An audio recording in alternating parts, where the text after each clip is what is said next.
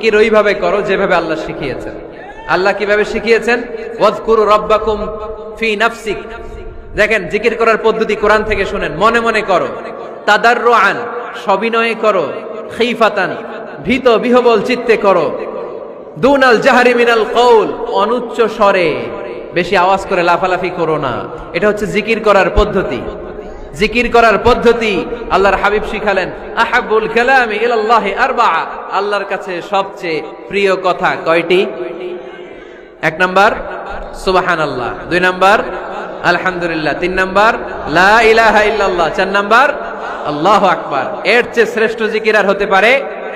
আবার আল্লাহর হাবিব সাল্লাল্লাহু আলাইহি ওয়াসাল্লাম বললেন, মান ক্বালা লা ইলাহা ইল্লাল্লাহ দাখালাল জান্নাহ, একবার লা ইলাহা বলে যে মরতে পারবে তার জন্য জান্নাত ওয়াজিব করে দিবে কে?